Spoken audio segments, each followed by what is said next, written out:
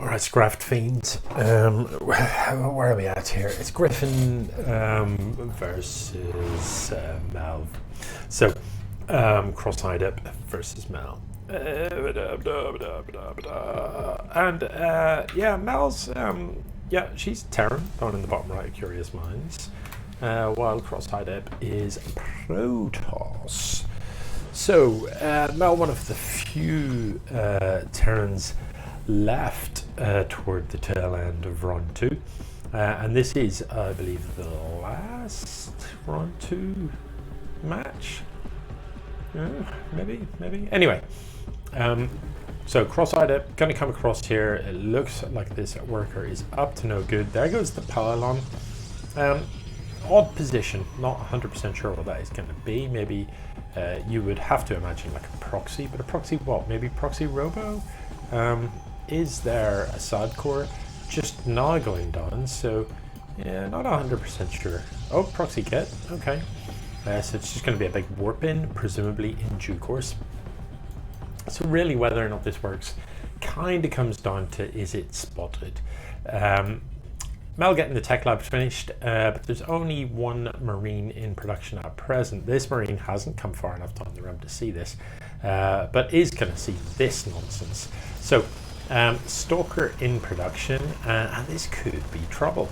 You know, Stalkers are better than Marines in general. Like, Marines are much cheaper, but Stalkers outrange them, they move faster than them, so in general they tread pretty well. This is a reasonable number of Marines though. What I'd love to see Mel doing is dropping a bunker though, because what you know, you cannot fight these once the shield batteries finish. You just cannot. The shield batteries just heal the shields far too quickly for Marines to do anything. So what I'd love to see is a bunker that just gives you somewhere that you can fall back to, and then you can just get your siege tank out as soon as you can, sit happy days with your bunker, get your siege tank out, and then just siege this and obliterate it from out of range.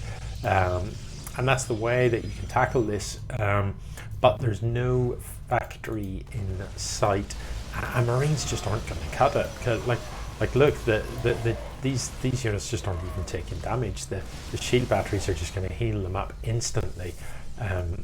You know, Marines just, they're not going to cut the mustard until you've got such a ridiculous number of them. So I could have sworn there was a Void Ray in production and then it vanished. So maybe one-eyed one-eyed, that's grim. Cross-eyed up maybe changed his mind there about the Void Ray and is going for a Tempest instead. You know, honestly, I think he's just got enough to push up the ramp and win. You need way more Marines than there are Stalkers to have a chance.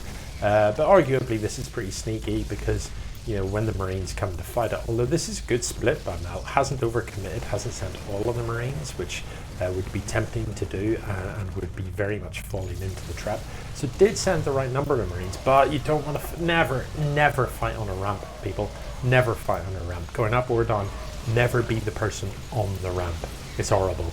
Because your units just stand in each other's way, and it just isn't a nice thing. So